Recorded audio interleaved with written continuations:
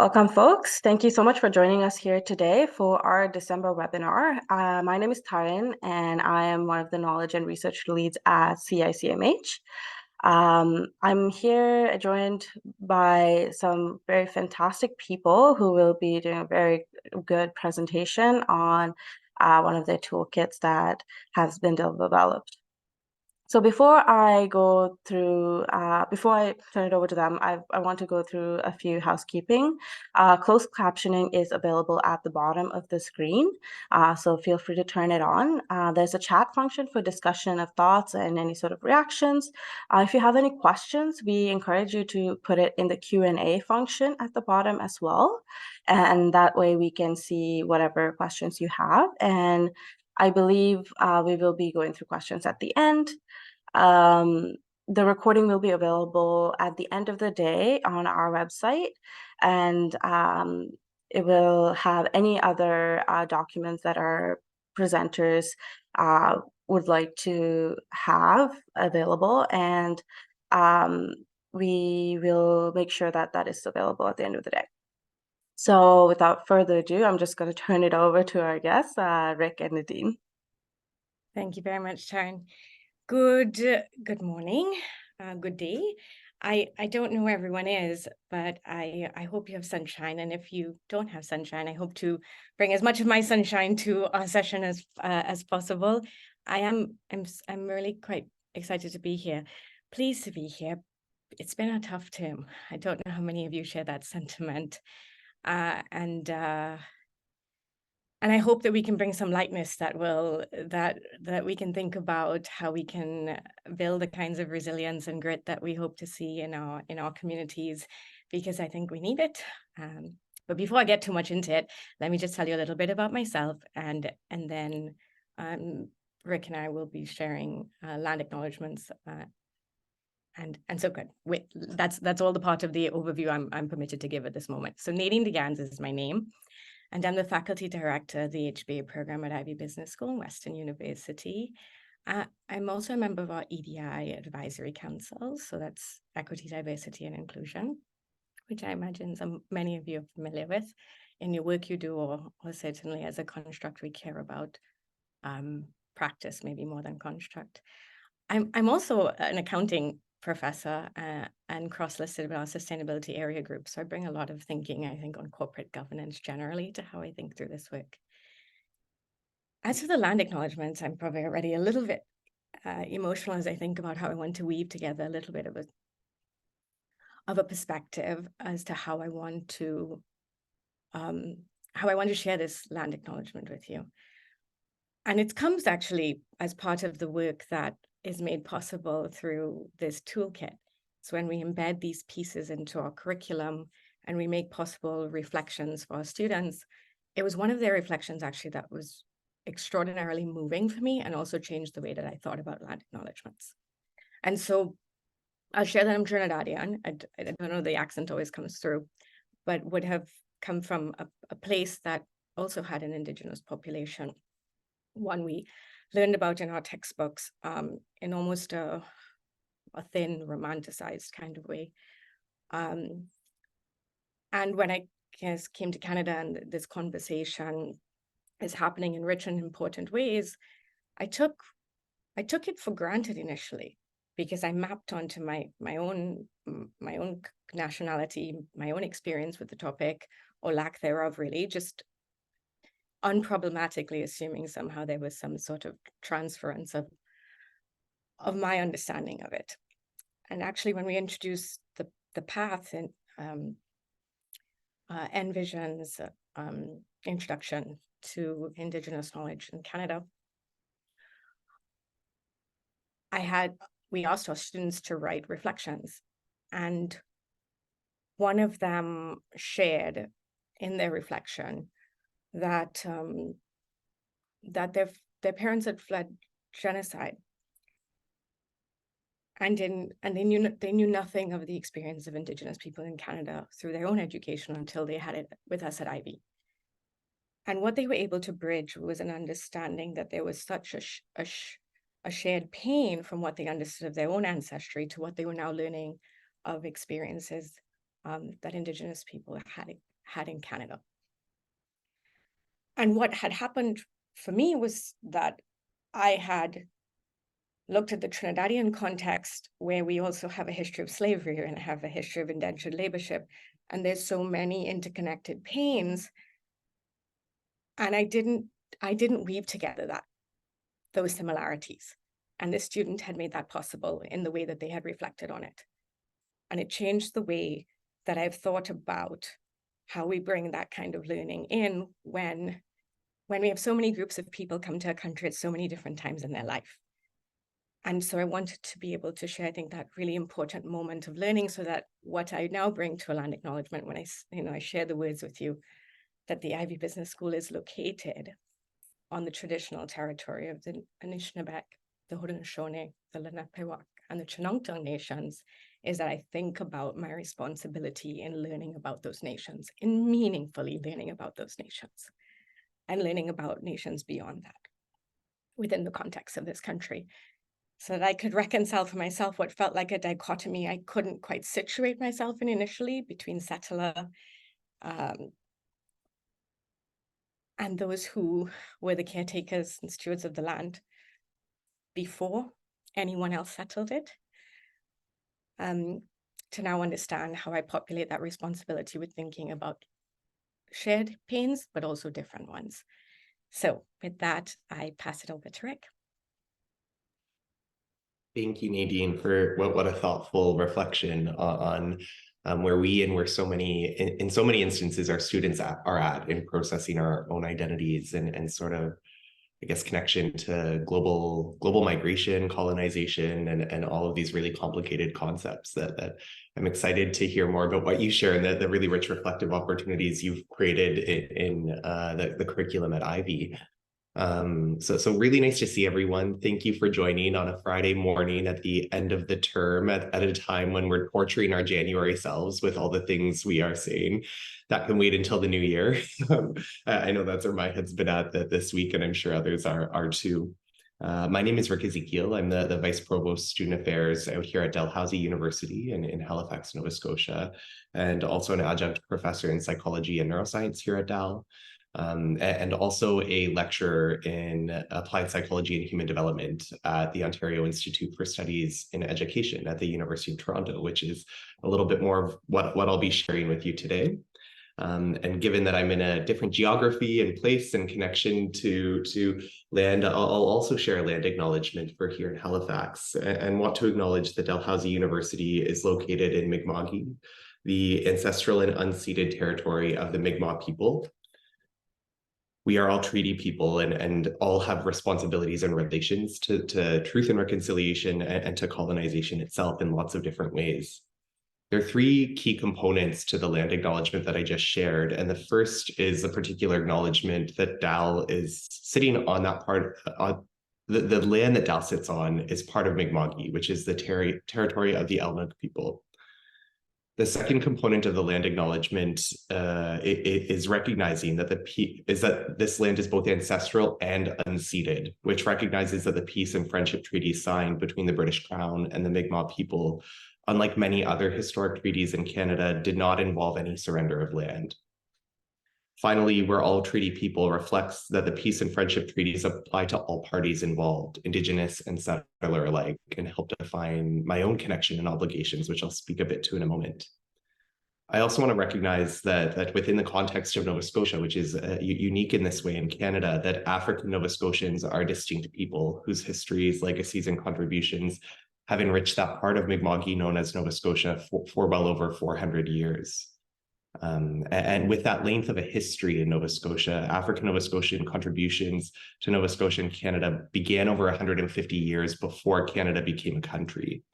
And folks of African descent came to this province through enslavement or through fleeing enslavement elsewhere, through indentured labor, other forms of chosen and forced migration, and continue to experience all manner of structural and systemic discrimination in the context of the province, while also having been instrumental in civil rights movements and fights towards overcoming systems of oppression that has had influence not only in Nova Scotia and Canada, but far beyond in terms of the American civil rights movement and otherwise. Until 1961, more than half of all Black people in Canada were African Nova Scotian. And the province of Nova Scotia identifies African Nova Scotians as a founding culture of the province. And for those who aren't familiar with that history, would very much encourage you to engage with a really fantastic body of literature and research coming out of many really brilliant colleagues here at Dal who are looking into connections between universities and systems of enslavement and the rich cultural histories of African Nova Scotians here and beyond in the province of Canada. And I guess I'll share a few reflections similar to what Nadine has offered us. And in the context of thinking about thriving classrooms, of building educational conditions where students can thrive, of course, systems of colonization, systems of oppression are very much at play for our students in the ways they are able to show up in the classroom. And I've always felt drawn to thinking about how education can be an inclusive space, could be a space that ultimately contributes to the reduction in disparities that we see in human development outcomes in our world.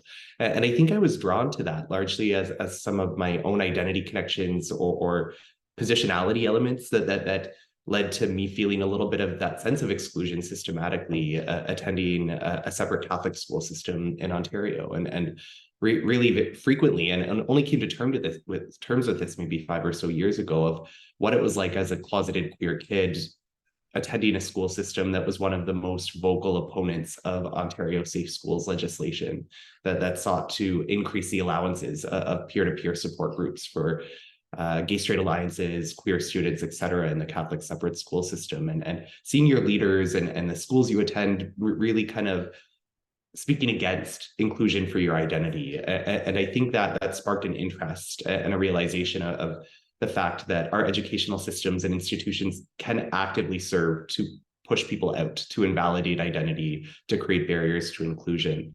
And I was so fortunate during my time actually at Western University to work with a brilliant colleague and friend, Gannes, who's an Indigenous scholar and educational leader, and walking alongside her and doing research on the Indigenous student experience and Indigenous strategic plan at that university, and really seeing both the overt and often not so overt experiences that many of our students have in terms of their identities, expectations in and outside of the classroom through the day-to-day. So I think in all of our work, and great to see folks here, that we have these opportunities in the spaces we cultivate and curate, whether that be the classroom, our teams, our service environments, to really make sure we are creating conditions where students feel seen and heard, and where we're responsive to their unique needs, which I think when we consider our obligations as settlers, that's at the core of what reconciliation can look like.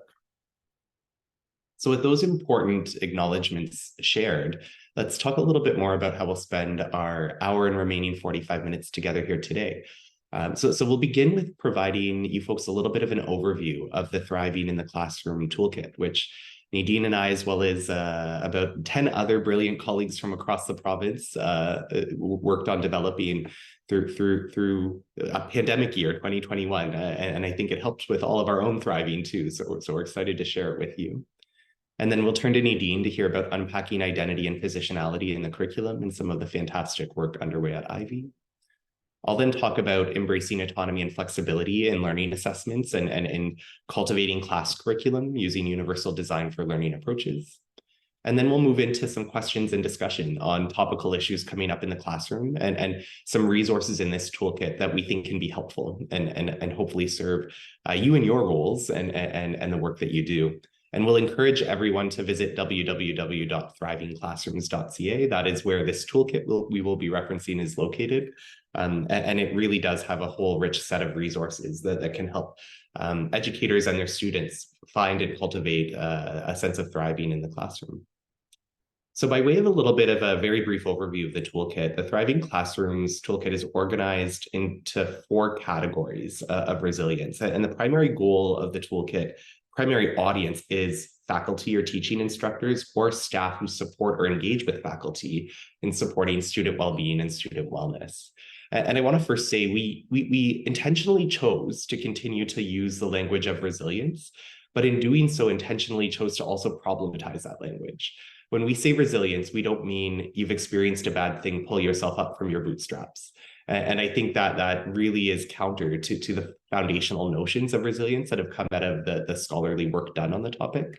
And you'll see that we cover 4 categories of resilience: community resilience, personal resilience, academic resilience, and career resilience. Within it, we were very intentional about starting with community resilience, which really thinks about what conditions do we create as a community, as an institution, as a classroom community that can either cultivate and enable resilience in students or that can undermine resilience. We know that systems play a role in influencing whether an individual can have resilient outcomes or not. And then walk through various other kinds of resilience from a strength-based perspective to try to cultivate and curate and give opportunity for the strength in our students to shine in the environments that we cultivate. Each of these sections has 4 subsections. One is learning about that category of resilience with resources for both faculty or students alike to learn. A section called Discuss Resilience with Students, which offers tools and resources for faculty to start to integrate concepts of resilience within their discipline and classroom. A section called Share Resources with Students, which has direct, almost like the language we used was plug and play things that folks could take and implement in their classroom without needing to do a ton of adaptation. We know a lot of faculty and educators and staff in universities are busy, and we wanted this to be a resource that could be easily implemented. The next is to design curriculum that promotes resilience. This is really trying to speak to faculty who do really want to take a deeper dive and rethink their pedagogical approaches, their assessment approaches, the way they design curriculum to promote student resilience. And last but not least, to review research by resilience experts. And one of the benefits of the group that we developed this toolkit with is that we had folks representing a variety of different disciplines, from accounting to psychology to academic success and sort of literature and a range of different disciplinary areas. And our hope is that it really is a flexible resource that could be meaningfully integrated in any discipline. So you'll see in the introductory video, if you go to that website, you'll get to meet some of our other collaborators and encourage you to watch that video. It's really a lovely group of folks and really grateful to all their contributions to this work. Over to you, Nadine. Beautiful. Thank you very much, Rick. You can take us right into the wheel on the next slide. So I read foreign policy. It's the first thing I open in the morning. I read lots geopolitically, news generally, and I know how much identity politics worries our educators, worries those in education about how much the good work that we try to do in our expansive humanity might get co-opted in conversations that we don't at all intend. And so, even the choice of not calling this an identity wheel was part of that recentering within the context of, how do we bring people to conversation and dialogue, discourse in community? So this is within the situated within the community resilience resources for you. How do we encourage ourselves in the first instance, and then others to consider the positions from which they speak? And so I will often share with students, where linguistic intelligence is so privileged. Our oral and our written communication is what we have at our disposal as human beings. And so to go through the work of thinking about when we speak into a space, what are we bringing? And so I often give the example of what this even made possible for me as I thought about myself as an educator in the classroom. Because I will say, so often I have from faculty, when they come to tricky conversations in the classroom, well, I couldn't possibly know, the history of slavery or colonization when I'm teaching the De Beers diamond industry case and strategy, for example. And I said, well, no one's actually expecting that of you. And it's to break us free sometimes of these grandiose expectations that I think are held in our mind. And so to help our students even see the positions and the knowledge and the expertise we may hold, I start with that layering process. So I'll give you the example just to make this one a bit more salient. I would think we use the word salient in here just as well. It's a good word. I talk about the fact that for me, my race is not the most salient part of me in most situations. And I really had to think about that. I had to think about why that was the case. And the best I could do in mapping it was recognizing that growing up in Trinidad, I looked like a lot of other people. And with whatever ways that imbued an incredible amount of confidence in how I could wear my skin in the places I would eventually move into, I feel grateful. But I had to recognize that holding the position of influence and power that I do in a classroom, that to just throw out there for the students that my race isn't particularly salient for me, is to not provide adequate nuance in my oral communication, that I recognize that there are systems, and that there are probably a number of people who will find their race to be quite salient. And so what I encourage the students to do, even in the way that we come to talk about the positionality, well, yes, you want to make it make sense for yourself, but you want to think about, in the way that we operate our classrooms, where people are sharing in, how do we nuance the language to open with speaking anecdotally, or speaking from my personal experience, or speaking from my experiences in a particular place, what I'm sharing with you, versus when I'm going to be drawing on trends, large-scale data, evidence-informed. How does that differ from the thing I might be sharing at the individual level? And so that is what, that's me giving you, I think, the fulsome aspiration that when you can think about what you bring into this space, and so, then you can start scaling to all of the ways in which you bring perspectives into a dialogue or discourse. So taking it back to that first instance, I say, race doesn't feel like the thing that's most salient for me in most settings. Gender, yes, all the time. I'm a woman all the time, is what it feels like to me. And I have to think about just as well how that's brought to bear. And that's what we want to be able to encourage faculty to do, yes, and then past that, I'm an accounting professor, but a very specific kind. And this has been really powerful, because when our students started answering those questions, and we always give them the right to refusal in their reflections, but many of them surprised themselves as they started answering these. And what I found so powerful was when they said, I never actually considered, and I felt that in biracial students, I don't have a firm footing here or there for these reasons. And they were given a space to explore. And I just found it so powerful the moment you put prompts there and you ask people to start participating with you, that what is made possible for them, and what was made possible for us as an institution to benefit from that. So in everything I'll talk about as we move into the next slide about the journey to more of the materials that we have populated, it's to situate how powerful the reflective function has been for us, and how it continues to serve in the iterations. So it's been a journey. Rick was even sort of so generous in helping us in the summer of 2020 as we were reckoning. As a business school, in the context of a pandemic, in the wake of George Floyd's killing, that we were not doing enough, that even if we had started a journey, it wasn't deep enough, it wasn't expansive enough, it wasn't communicated enough.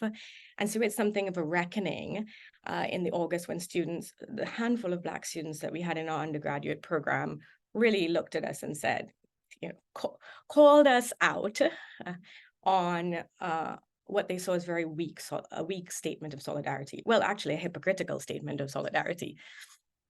And we really deepened into listening. And what came from that was our first introduction of anti-racism curricula.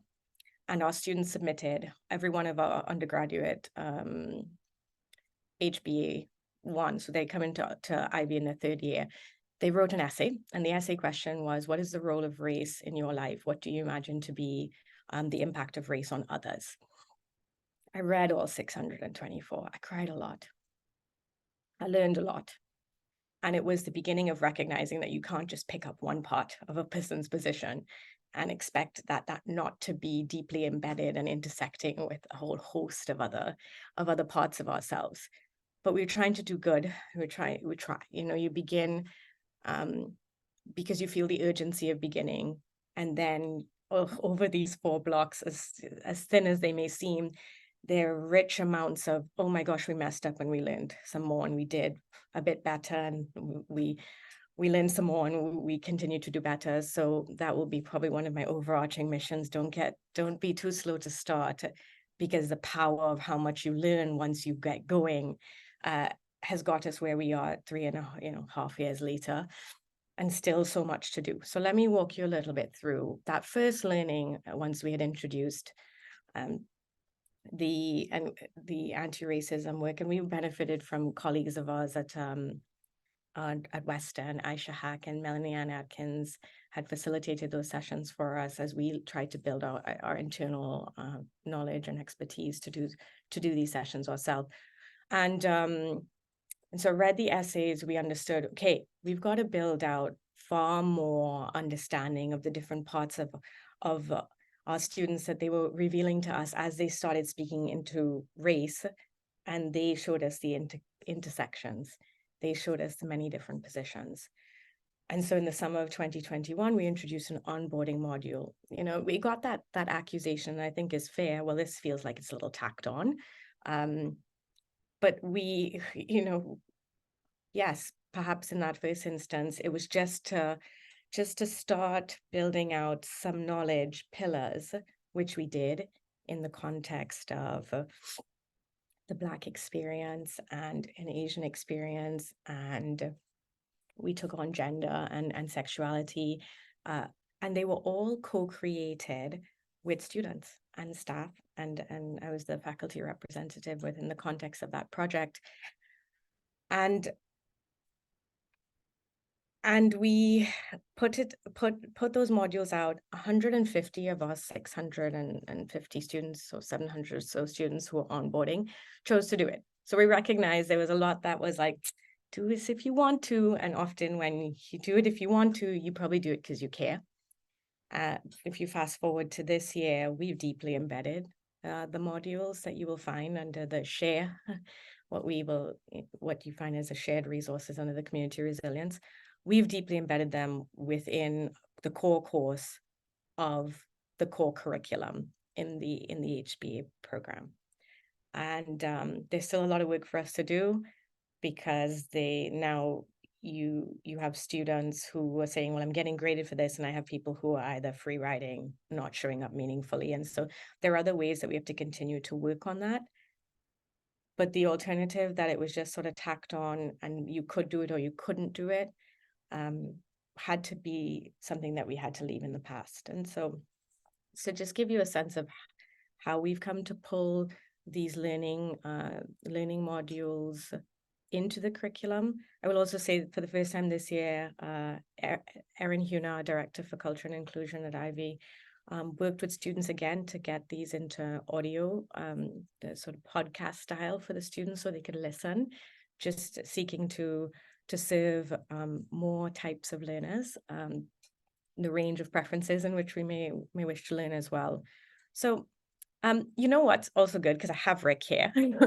Rick, how do you feel I captured that arc? What would you maybe poke me a little to give more light to within the context of what I shared? Yeah, I think you so well captured the sort of preconditions where the institution was at and where it unfolded. And like, as I've observed this work happening under your leadership with other colleagues, like I really think Ivey has been a leader in actually embedding this kind of work in the curriculum and taking the content from those modules and doing it really skillfully. I think you spoke a little bit to the reflective component of students reflecting back and how powerful that was and how that enables the work. One thing I just keep thinking and interested in your reflections on it is I keep thinking of that notion of the salience of identity and how going through a process like this could help students bring their whole humanity into the classroom. Like, this is something I can talk about here. This is something I can reflect on here as something that might influence my perspectives on the disciplinary content. So like, how have you seen that show up in the classroom discussions or other spaces in the classroom? And I know it's anecdotal, and I know that my academic self wants to always have things we've collected so many insights. And so we do, from the first instance, 150 responses to our survey when we first introduced the modules. and the students really powerfully signaling how much they had come to know and value. Erin's, I mentioned earlier, Erin was our Director for Culture and Inclusion, is a strong evaluative, powerful evaluative science expertise and bringing those questions to the students. So we do have some pretty powerful insights that this was meaningful. And then we got the kinds of feedback because we opened ourselves for it and invited it in, and always demonstrate how much we appreciate it, to say, well, I would have liked to have seen this. I would like you to consider changing the format. And so every year we can iterate.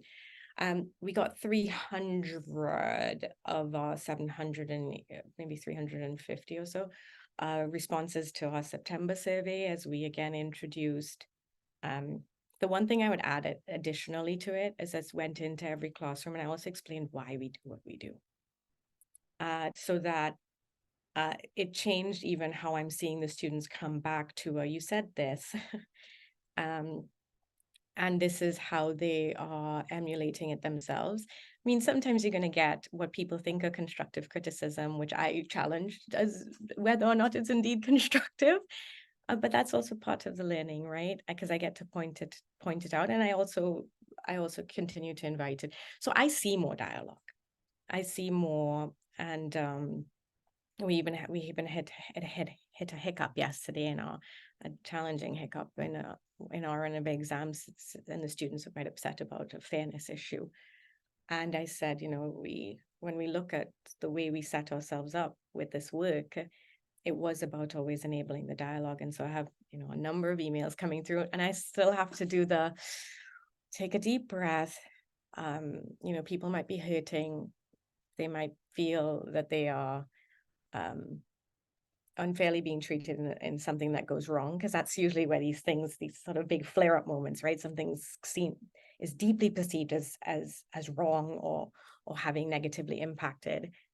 And gosh, we're all human in this work, right? And I know that we experience all the levels of compassion fatigue and just fatigue.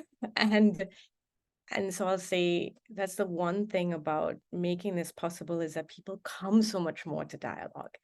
But maybe we have to also think on as the champions for this kind of these kinds of experiences for the students. There's actually a lot more then that will be coming back, that we have to then continue to process in a way where I don't go back and say to one email I got this morning, it's like, where's your generosity of spirit? People work really hard. They don't mean for this to happen. We are human, but so that's the one thing I'll say about when you make reflective practice so important. It's powerful for them, but it can open, as it should, in dialogue, not always the style you may hope for in the way that we receive communication. And I just maybe that's the next toolkit to build, is how do we then figure out how to keep repopulating our own generosity in a moment where we're hit with what we see to be a bit of a shortfall in somebody else in our community's generosity. So does that answer something of what you asked me? It totally does. It's iterative. And I think of when what you just shared, you're modeling just being able to have that dialogue and how to do it for students too. Like, I think when we find all these conversations difficult, then imagine not having the background, training, expertise, power, et cetera, to come to these really complicated and difficult issues for students.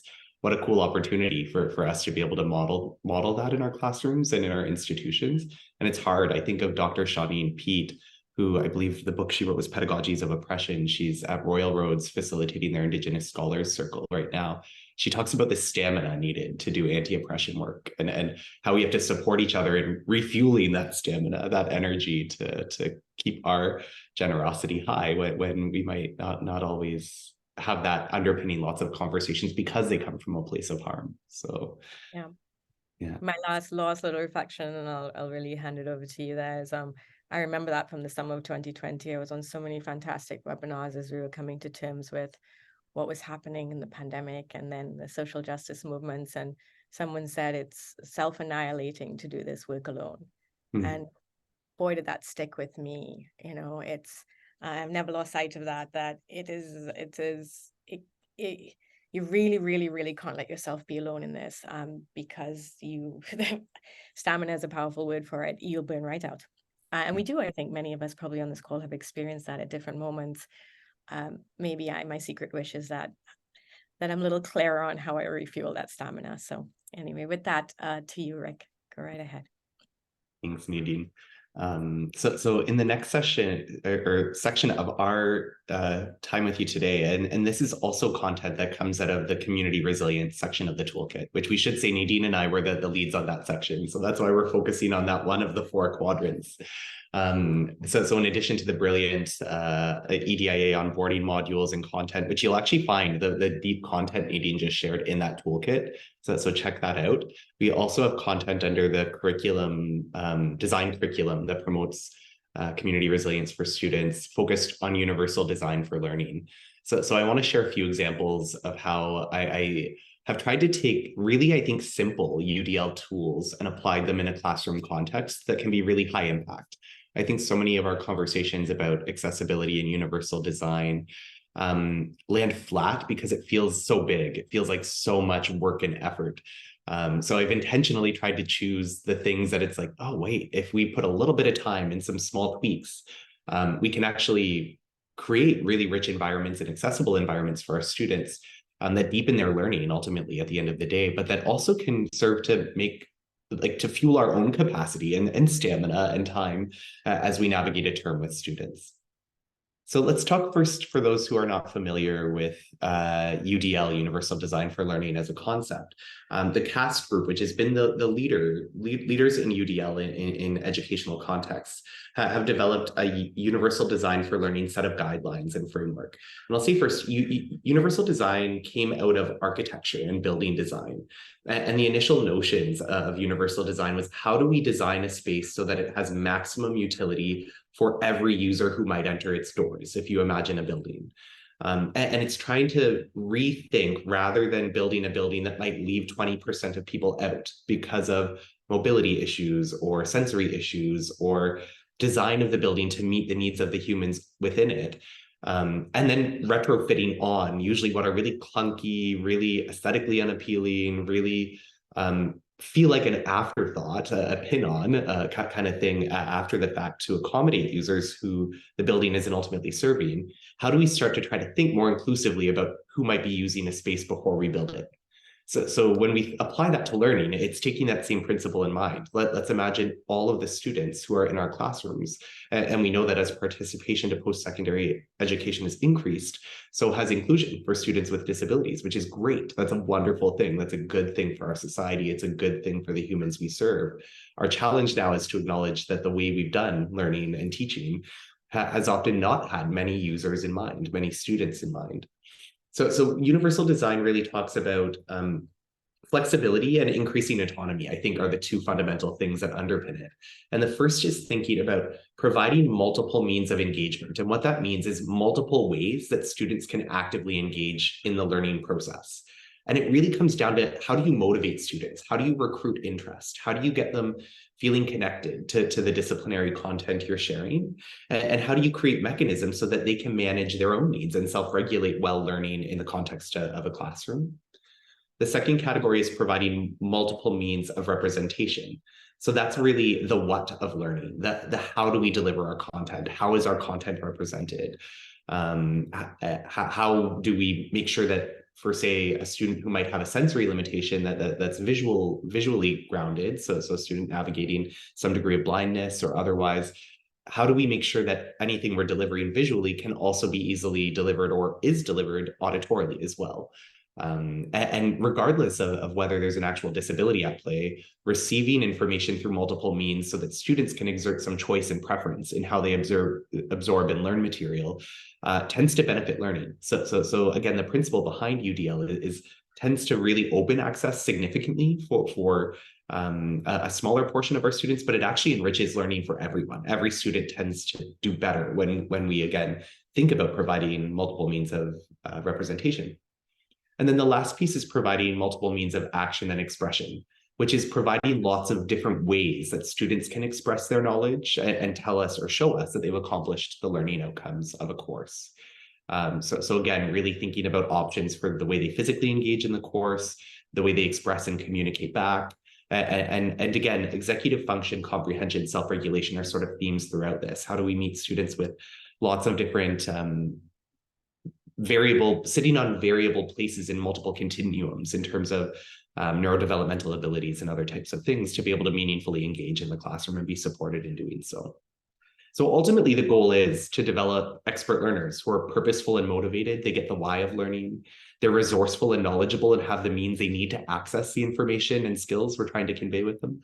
And they're strategic and goal-directed. They can engage in the actions and expressions we want them to through our class and after they leave it. So I want to share a few examples of how I've embedded universal design for learning principles in a graduate course. So the course I'll be talking to you about is titled Mind, Brain, and Instruction. It's a course in the Applied Psychology and Human Development program at OISE at the University of Toronto, which is a course for MED, PhD, or EdD students in the Developmental Psychology and Education program. I teach it virtually and it's in intersession, so 12 weeks in July to August. And that matters when you think about notions of flexibility, assignments, and the like. And I'm going to focus in on learning assessments for the purposes of just giving you some examples of taking principles that are in the Thriving in the Classrooms toolkit and putting them into action. And I hope you leave with, hey, I can structure a syllabus this way and start to really think about designing some structures in a course in a way that opens up inclusion. So I'll start just by giving you a bit of an overview of the assessment scheme for the course. So the evaluation scheme overall includes participation, weighted at 15%, and students have the option to participate in class synchronously through discussions, online asynchronously through discussion boards. And that's really critical in terms of choice in how they engage and can make meaningful contributions. The second assignment is titled Questions a Teacher or Parent May Wonder, Critically Evaluating ChatGPT as a Tool for Educators. And I'll talk a little bit more about that in a moment. So we're really around the motivation, the engagement, multiple means for engagement of learning and how that assignment really served that purpose. And the last two assignments are using a problem-based learning framework, which again really gets to a tangible problem facing education in our society. So again, that multiple means of engagement, that recruitment of why and interest, which had both a final deliverable worth 40% and a presentation. And again, that final deliverable could have been delivered in multiple formats. It could have been a policy report, an essay, a presentation to stakeholders or to government. Really tried to think with students who are becoming equipped to become, say, school psychology consultants, equipping them with some training and real world experience, not just the APA formatted report, in how they could deliver that final deliverable. And one thing I'll comment on is it's not usually my preference to have any assignments weighted over 30%. So that's where the intersession comes in. The first round that I taught this course, I actually had 6 assignments and nothing went over 20% in weight. It became quite impossible for both the students and me to keep up with grading in a 12-week intersession window with 6 hours of lecture per week.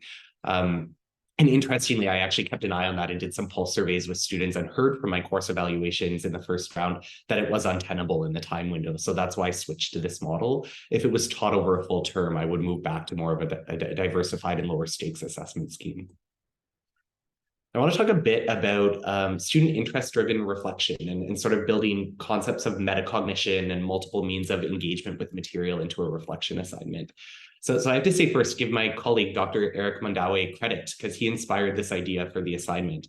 Dr. Mondawe is a plastic surgery resident out here at Dal, and as ChatGPT became more and more salient, he started trying out, without anything, of course, being patient-facing, whenever he would receive a post-operative care question from a patient, he was asking ChatGPT the question and then evaluating the quality of the responses. So we were having beers at a pub or something like that one night, and Eric was telling me about this. And I was like, that's fascinating. What's the accuracy? And was getting accuracy ratings of 96% plus, which is higher than most of the time expert humans can deliver, which is fascinating. So I kind of thought, hey, how could this be used in context of school psychology and the many things that come up in class? I have to give the caveat that U of T doesn't like when we make students use ChatGPT for assignments. So I will give that caveat. It was before their policy and recommendations came out that I did this, and I will do it again, but I'll provide an alternate because I like to play a little fast and loose and try interesting new things that some perceive as scary, but I think can be fun tools. And of course, that's grounded in privacy considerations. But This assignment was really grounded in having students reflect every 2 weeks of the course on a question or a thing that came up in class that they didn't understand, and that they thought a parent or teacher might also be wondering about a student in their class or their own child. And the students then had to ask ChatGPT the question, and then they had to engage in a critical analysis of the ChatGPT response. So the students would have to evaluate the accuracy of the response based on learning in class and additional research, how effectively the response contributed to their own learning, and the potential benefits and limitations of using an artificial intelligence program and large language models to promote access to information around developmental cognitive neuroscience for parents, teachers, and the broader population. It was the coolest assignment I've ever had students do, and the responses were fascinating. And the reason why was, for one, it provided multiple opportunities for me to give students feedback, and it also provided really deep learning. So students had to interact with the plain language response from ChatGPT, which actually strongly promoted their own learning and served as a relatively accurate and effective tool for potentially others. Of course, we would never want to make that patient-facing in a school psychology perspective or otherwise, but lots of ways to use that ethically and thoughtfully. But it also encouraged them to really kind of step outside their own learning and evaluate their own thoughts and thinking as it related to the course, because they had this thing in front of them that they had to determine whether it was accurate or not. So the critical thinking skills and depth of learning were really quite incredible. And it really picks up on that multiple means of engagement, because students were choosing the topic they were writing and reflecting on. It was something they were wondering about. It had relevance to the world. So there's a bit of a why, and even the action and expression piece. When you move out into your job, how could you perceive this as a tool in your toolkit? And again, had lots of diversity in the way they could express their knowledge. We'll also comment briefly on class structure. So each class had a review of last class and follow-up questions, an interactive lecture, a facilitated discussion, as well as designated small group assignment time. And within those small groups, I actually built in a midterm opportunity for students to get feedback on their final deliverables and assignments. So they were invited to send me sections of those assignments at that in-class check-in, and be able to get in-progress feedback on how their progress was tracking in the problem-based learning assignments, which I was shocked was shared with me as very unique. A lot of the students said they hadn't experienced that before, but it really did help them structure their own time management and thinking about moving those assignments along. But it also enabled better learning. Like, the product quality was much higher. This was the first time I used that approach, and was really impressed with how it contributed to a better quality assignment at the end of the day. And again, the structure breaking a 3-hour chunk into multiple smaller chunks, having ways that students are engaging with receiving material, ways that they're becoming active participants, discussions in class and online. Some students only participated through discussion boards and could still get full grades, and their discussions and contributions were really thoughtful. Others only contributed by class, some contributed to all of the above. So it was really fascinating to build in that flexibility and different ways that students could engage with the material. And last but certainly not least, I incorporated what I call the life happens clause in the syllabus. And this is one of my favorite tools. I often share this with colleagues of, you save yourself a lot of time and energy on responding back and forth with students about, can I hand this in 2 days later? Grandma passed away, or I had a family conflict, or I have 5 assignments due this weekend. We know lots of things can happen in students' lives that might need to lead to a little bit of a delay. But essentially what this said was, the deadline's Friday, you can submit to me up until Monday without even having to ask permission. Like, you don't need to tell me, you don't need to pursue anything further. But I did have very candid conversations with the students at the forefront to say, the deadline is still Friday. So don't use this as a way to just assume the deadline's Monday, because life will still happen and you might not be able to hand it in on Monday, and then you will have to make a request, or there will be a late penalty. So it became actually a tool to help students develop time management skills. And we know that's needed right now, actually. A lot of those types of skills were largely disrupted by pandemic occurrences and that sort of thing.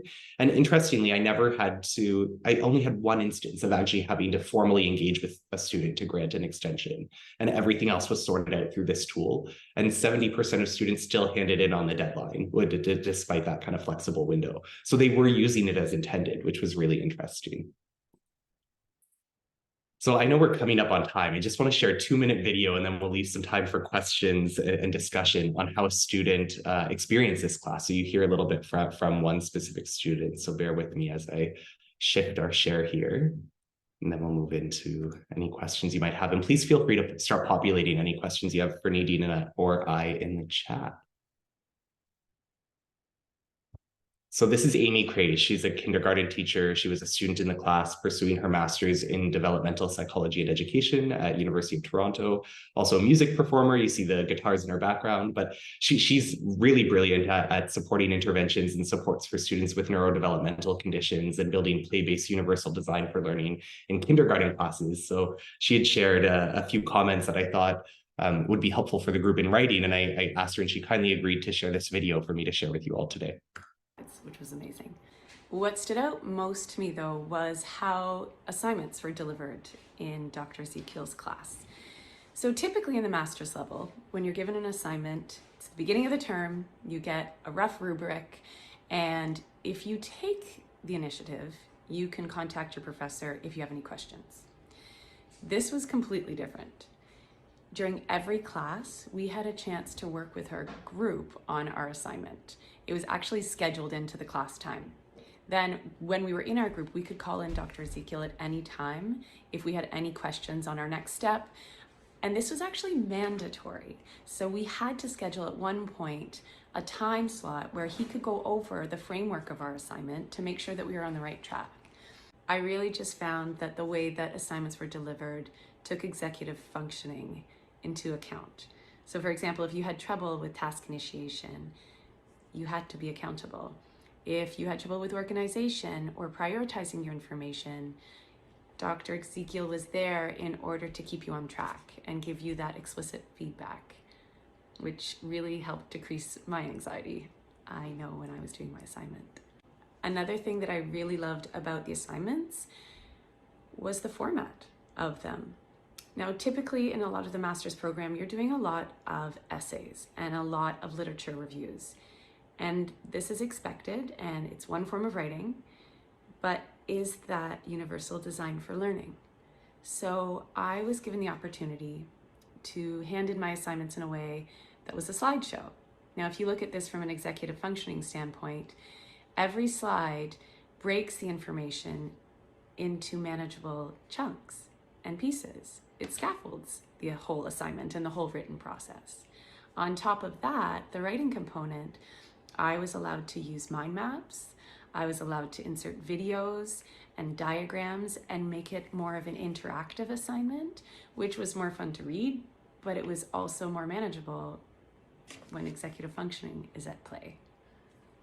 Another key thing that I think made the assignments so amazing was the amount of voice and choice embedded in them. So I found with a series of my students with neurodiverse needs, the key hook is to really get them to research things that they love and then wrap the curriculum around that. And when we got to generate the questions for 3 of our assignments and then follow up with our own research, it really gave us the opportunity to do that. And I appreciated it so much, and it made me so much more invested in those assignments. So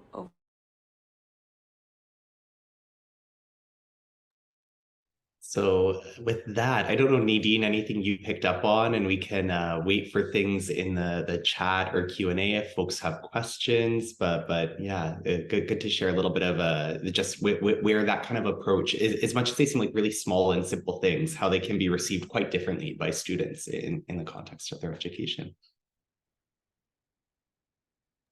No, I enjoyed it very much. I see Terence joined us, well, didn't ever leave us, but right here with us. Did you have any questions of us? I want to ask, what are some potential improvements that you folks are thinking about making with the toolkit? Or have you gotten any feedback in terms of, addressing certain things that didn't occur or wasn't something that was thought about back in the day, but now is very much relevant? I shared a little earlier that one of the differences even this year with onboarding our students was describing to them why we do what we do. Why do we put you to work in teams? Why do we have this policy or that policy? And even some of those, I think we need to do our own work of revisiting some parts of it. One thing with the group they're put into teams to work on some of their reflections now. So previously they were all individual, and now we have some group level reflections on how you show up in the classroom.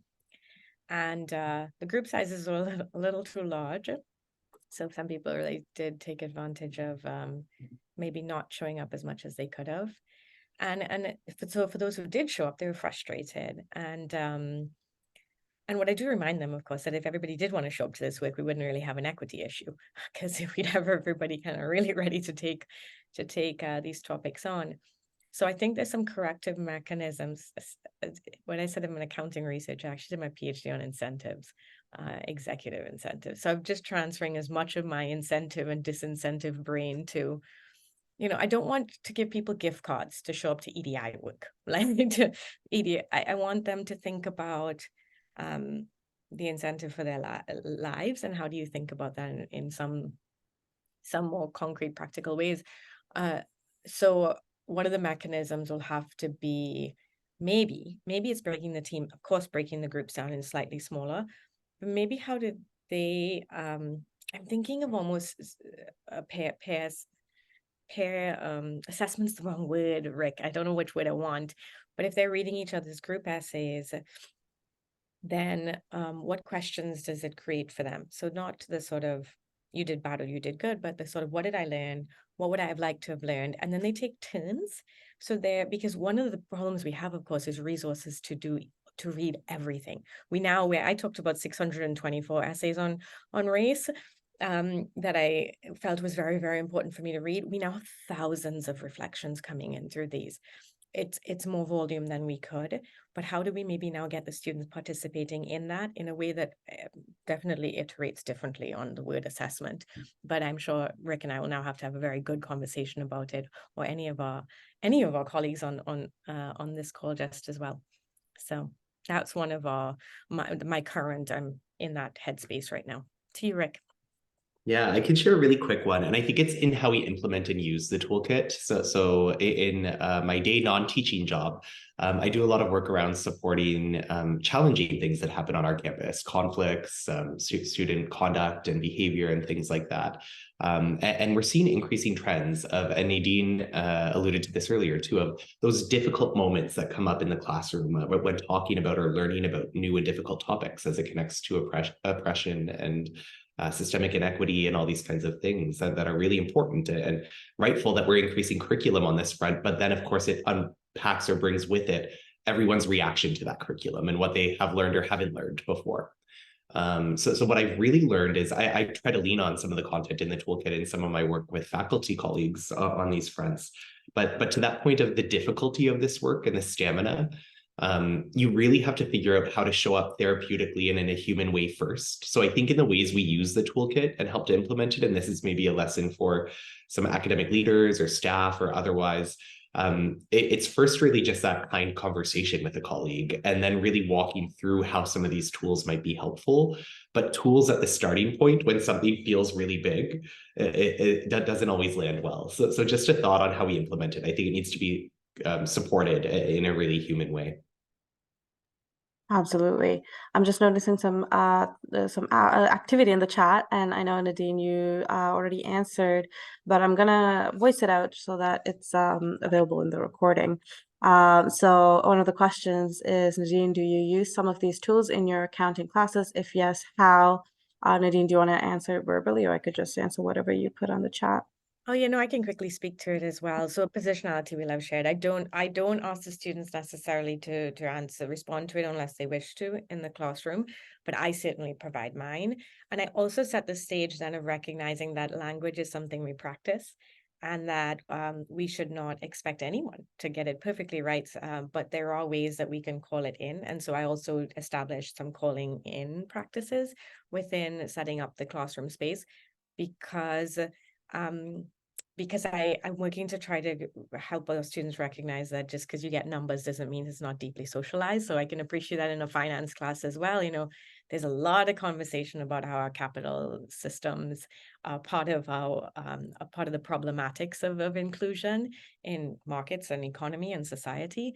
And so I do deeply socialize accounting. And I would be happy to follow up as well offline with you, Maria, as well, to talk a little bit more about what that looks like. Time.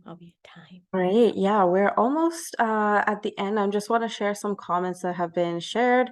There is a comment saying, "Thank you. I have to think on this. Good learning. I hope I can send my questions as I share this with my working group. Thank you, as I have to move into another meeting."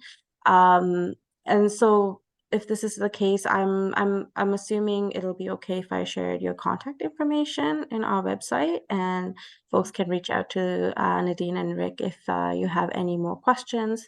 And then there's also another comment here: the idea of different options and ways that students can share their work is a brilliant idea. Learning is not a one style fits all, and the same goes for how students present their learnings. We need to look at what we can do as institutions to make these kinds of changes, and I completely agree. So now that we have come to the end of the webinar, I just want to join everybody else to thank Nadine and Rick for this great presentation and for being here and joining us. This is, again, very, it's timely, it's informative, and a very much needed discussion. And so folks, thank you so much for everybody else, the participants, for joining us today. If you have any questions, feel free to contact CICMH. We also want to remind folks that we have an archive of webinars, as well as our campus mental health website and our More Feet on the Ground course that helps people to, or non-clinical folks to, educate how to recognize and respond and refer certain mental health signs, challenges among everybody else. So I'm going to put the links in the chat.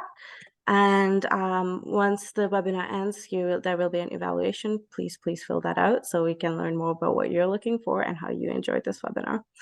One just quick gonna, thing, yeah. Taryn. I think for Rick and myself, our messages don't go through to everyone. They're just going through to, so if you can just share that back as well when you share out the resources later. Absolutely. Sounds good.